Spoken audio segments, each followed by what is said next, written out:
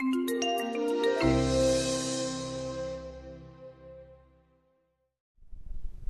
short-term interest rate is set through the interplay between borrowers and lenders. A key element of the implementation of many monetary policy frameworks is the adjustment of central bank reserves to target interbank interest rates. What is the relationship between central bank liquidity and interbank interest rates? An important part of the money market is the interbank market, the market where banks lend liquid reserves to one another. Reserves are held at the central bank, allowing monetary policy to control the liquidity that is available for transactions. Lending terms in the interbank market are determined by the interplay of banks' demand for liquidity assets and the supply of liquidity provided by the central bank. We construct a model of interbank markets based on the theoretical determinants of banks' motives for holding liquidity, called the liquidity preference model. After viewing this segment, you should be able to 1. Model the relationship between central bank liquidity and interbank interest rates. A historical foundation of central banking comes from the regulatory regime. To ensure that each commercial bank has sufficient liquidity to meet its obligations to fellow banks, policymakers set minimum levels of reserve holdings as a fraction of their deposit base. Define the required reserve ratio as the percentage of bank retail deposits that commercial banks are required to hold in central bank reserves or currency. There are a variety of approaches toward ensuring liquidity across the region. Hong Kong imposes no reserve levels for any individual banks. Other systems require some reserve holdings, ranging as high as 20% as seen in the Philippines in June 2016. Other countries lie somewhere in between. Keep in mind, these are minimum levels. Beyond the reserve requirement, banks hold an excess inventory of reserves in order to implement their transactions. Most regional central banks put some reserve requirements on their member banks.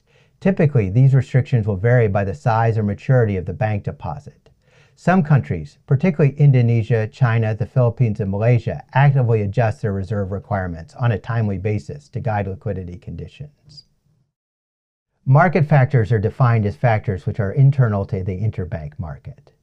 The most important market factor which influences how many reserve banks will hold is the return which can be earned by choosing to lend excess funds to other banks. Banks' willingness to hold liquid reserves depends on the interest rate that can be earned lending these reserves in the interbank market. If the interbank rate is low, then banks may be inclined to hold their excess reserves and wait to lend them until later. Theoretically, we describe an abstract interbank market with a graph that compares the gap between the liquid reserve that banks would like to hold and the actual quantity of reserves that are available to hold. The interest rate prevailing in the market is defined as small I superscript IBOR. IBOR stands for interbank offered rate. For example, the interbank rate in Thailand is BIBOR, short for the Bangkok Interbank Offered Rate. When we plot the graph, the vertical axis indicates the interest rate. On the horizontal axis, we plot a quantity of reserves measured in currency. This graph allows us to picture a hypothetical relationship between the interbank interest rate IBOR and banks' willingness to hold reserves. Each bank would like to keep a certain amount of funds on reserve to meet reserve requirements, and also some extra to meet their depositors' liquidity needs. Banks may be willing to lend some reserves to other banks if the interest rate is sufficient. We draw a picture of the banking system's demand curve. The demand curve indicates if the IBOR is high, each bank will want to lend any excess reserves to other banks and hold a small balance in their own accounts. The schedule also indicates that banks will desire to hold more funds for themselves if interest rates are lower. The demand curve represents the reserves the banking system would like to hold. The central bank controls the total supply of reserves through previous policy decisions. We represent this as a fixed quantity of reserves available for the banking system called the supply. We see there is a single interest rate at which the demand for liquidity equals the supply. We call this the equilibrium interest rate, indicated as I star.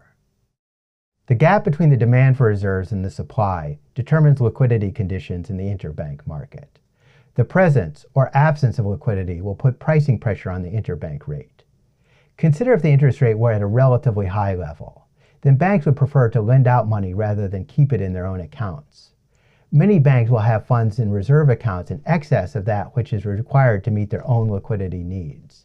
This creates a liquidity surplus from those banks trying to lend in the interbank market. The banks with surplus liquidity will offer loans at competitive terms, pushing rates down. As interest rates fall, potential lenders will be more inclined to hold extra reserves, and the liquidity surplus will dissipate. When the interbank offered rate hits equilibrium, the liquidity surplus will disappear entirely. On the other hand, if the interest rate in the market is relatively low, then banks would prefer to hang on to reserves rather than make loans at low rates. This will create a liquidity shortage in the lending market. Banks facing shortfalls must offer better rates to attract funds. The liquidity shortage puts upward pressure on the market rate until equilibrium is reached. As interest rates rise, banks will lend more reserves and the liquidity shortage will shrink. Market forces are always pushing the interest rate in the interbank market to the level at which liquidity supply equals liquidity demand. This is why we call this the equilibrium rate. The interest rate adjusts to balance supply and demand at all times. Now we are able to consider the forces that will drive fluctuations in the interbank market. Specifically, some external circumstances will change banks' willingness to hold reserve. Autonomous factors are outside the direct control of policy and external to the interbank market. They are understood to be subject to changes in the short term and the long term. We focus on two main categories of autonomous factors. First, transactions needs. The bank will need to keep a certain amount of reserve for implementing payments on behalf of their depositors. If the total level of deposits increase or the intensity with which payments are being made increases, the demands for bank reserves will increase in tandem. Second, precautionary motives. Beyond immediate transactions needs, banks may keep extra liquidity in case of unforeseen circumstances. As bank risk profiles change, or their attitudes toward risk change, then they will alter their liquidity positions and change their reserve holdings. Autonomous factors can cause commercial banks' desired reserve holdings to adjust. External events lead the bank to change their scheduled level of reserve balances at any prevailing interest rate. We represent this as a shift in the demand curve. For example, reserves are used to facilitate transactions. Increasing economic activity can raise the flow of monetary transactions. Banks will have a tendency to keep more liquid funds to service these transactions. The demand curve will shift outward, indicating more reserve holdings at every interest rate. If economic activity declines, bringing down transactions activities, the demand for reserves will also shift inward. The sense of risk in the market will also change banks' desired liquidity inventory.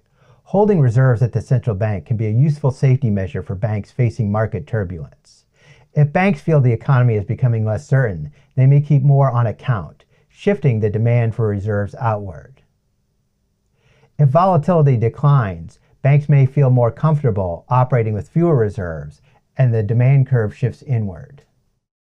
Consider an example from Singapore where the Monetary Authority makes only limited efforts to smooth the effect of changes in reserve demand on interbank rates. Through the first half of September 2008, the overnight Singapore interbank offered rate, or SIBOR, was mostly stable, near 0.75%, closing on September 15th at 0.81%. Overnight, Lehman Brothers Investment Bank in New York declared bankruptcy. This kicked off an extended period of global volatility. What would this do to the interbank market in Singapore? Theory suggests that increased financial market risk would increase commercial banks' desired reserve holdings. Increasing demand for reserves will affect interbank markets. If increased demand for reserves is not matched by changes in the supply of liquidity, a shortage of liquidity in the interbank market will result. The liquidity shortage puts upward pressure on interest rates. Only rising interest rates will close the liquidity gap. Ultimately, the interbank market will find a new equilibrium at higher interest rates. On the day after the Lehman Brothers bankruptcy, banks in Singapore became less inclined to lend out reserves, preferring to keep the liquidity for themselves in the face of market risk. The liquidity shortage began pushing up interest rates during the crisis, as theory might predict. Autonomous factors put pressure on prevailing interbank rates. Let's say some factor reduces the demand for reserves. For example, falling levels of banking transactions or less risky market conditions. With less desire to hold on to their own reserves, banks would seek to lend the excess in the market. The resulting liquidity surplus would push interest rates downward if the supply of liquidity remains unchanged. The interbank market will find a new equilibrium at a lower interest rate.